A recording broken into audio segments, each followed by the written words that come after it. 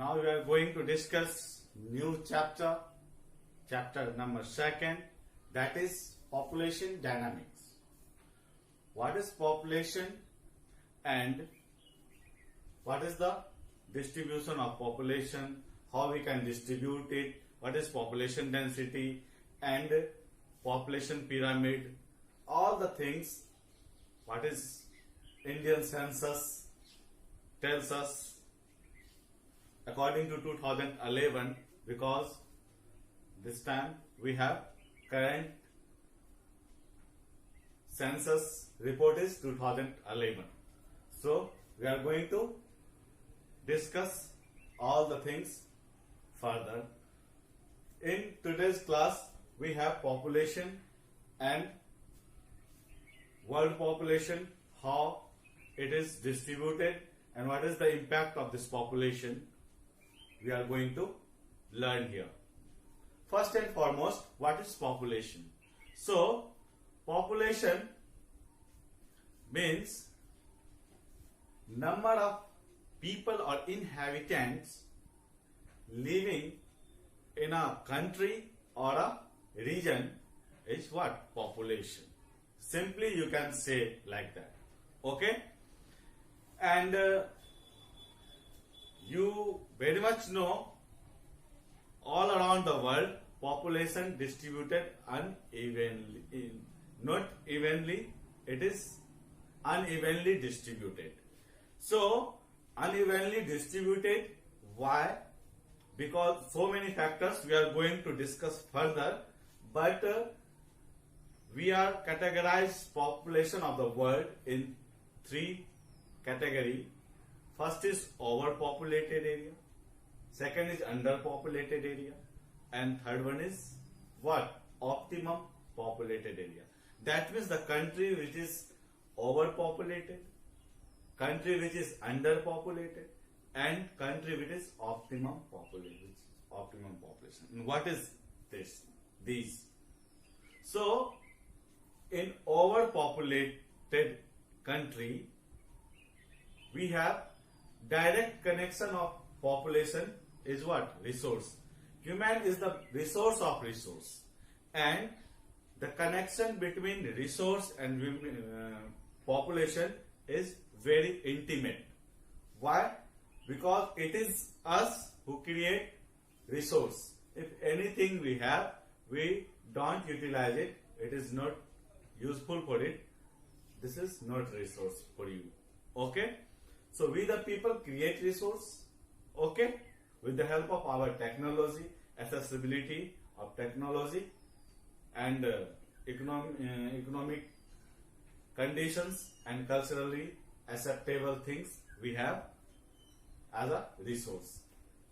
Okay, so overpopulated area or a country means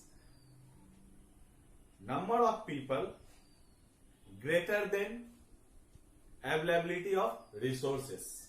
Okay, that means we have lack of resource and much of number of population is high, like India, Bangladesh, Pakistan sorts of country is overpopulated country. Almost in Asia, Asian and northern hemisphere country is deemed as populous country, but especially we Indian subcontinent have what? Overpopulated area. So what is underpopulation? Underpopulation means number of population less than number of resources.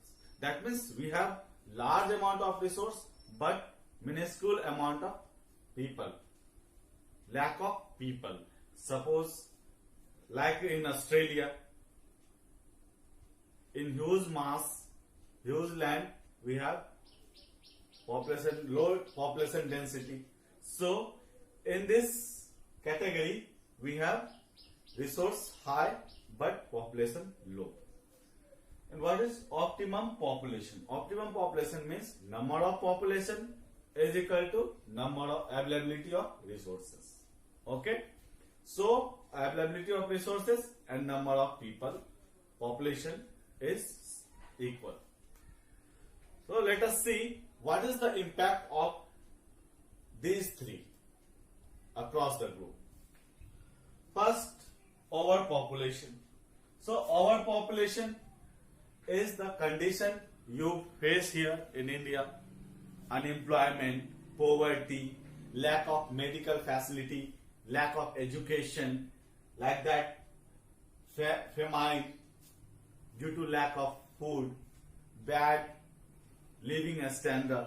These all are the impact of overpopulation. Okay? So this is not good for us. Now, underpopulation. What is the impact of underpopulation? In these countries, all resources is available, but due to lack of people, the wages is very high. The products price is very high, and it is difficult to find workers and laborers. So the impact is that these sorts of country like Australia prefer to what? Come outsider and live here and do their jobs. Okay? So this is the underpopulation impact. And what is the optimum population? Actually, optimum population is the ideal situation, good situation for demographic dividend or population. Okay? So here is much employment, rich people, good living standard, medical facility and good education facility, and so many facilities to live there is very good. Okay? So these are the impact of these three: overpopulation, underpopulation, optimum population. I hope it is clear.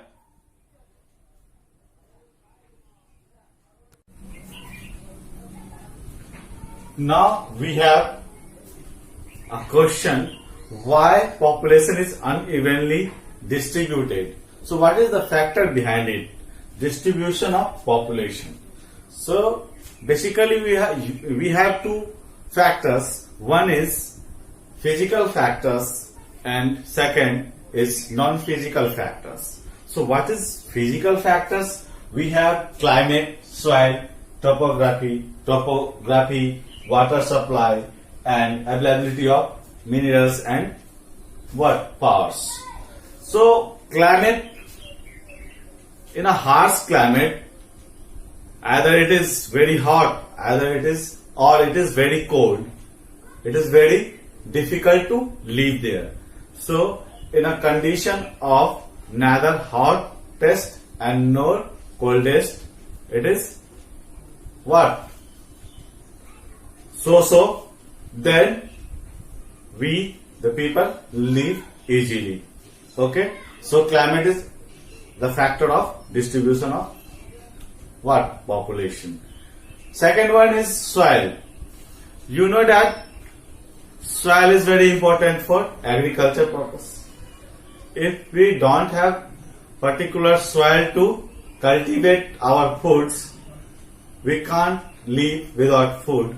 So where there is agro industry or agricultural farms, their population is what? High, or high density of population is there.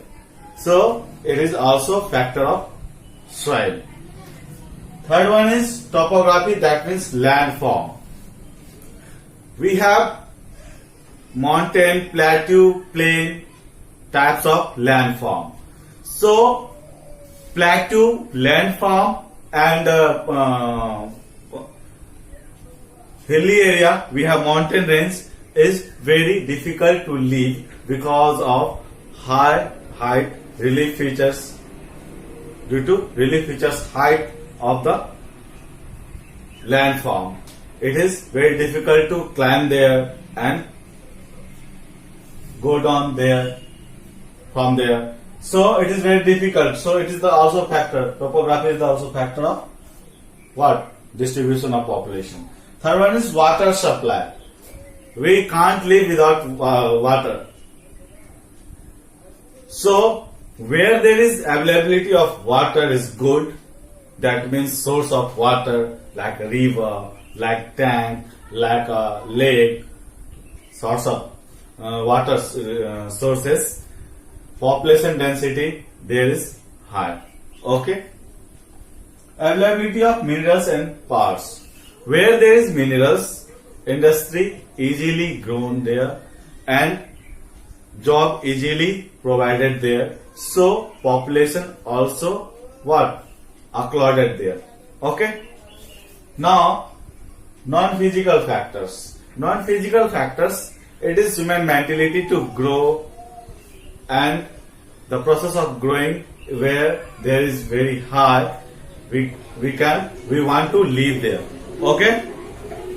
So education, religion, culture, transportation, availability of job is the non-physical factors. Why this is non-physical factors? Education, everybody wants to what? Become educated.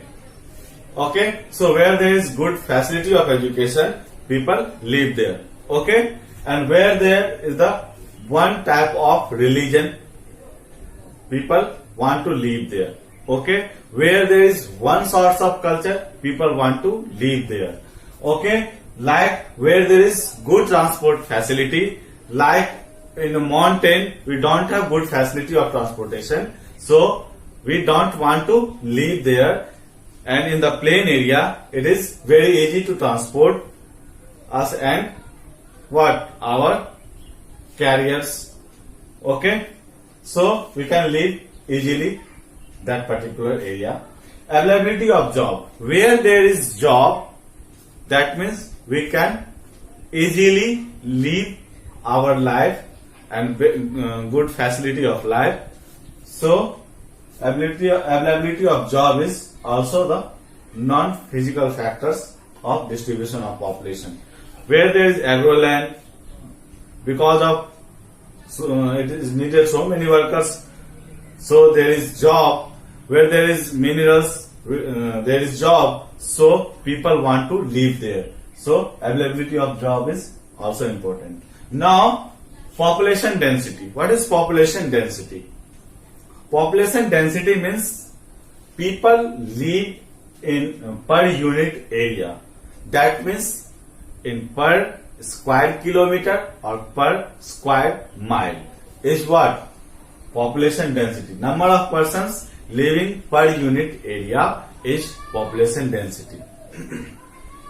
When it's come to talking about Indian population density, average Indian population density is 384 per person per square kilometer.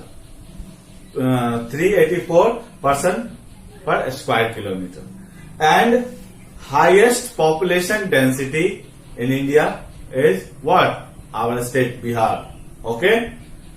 And in 1 kilometer square kilometer area in Bihar, people how many 1102 persons live 1 square kilometer. Okay. And when it's come to talking about lowest population density, we have 13 person per square kilometer in Arunachal Pradesh.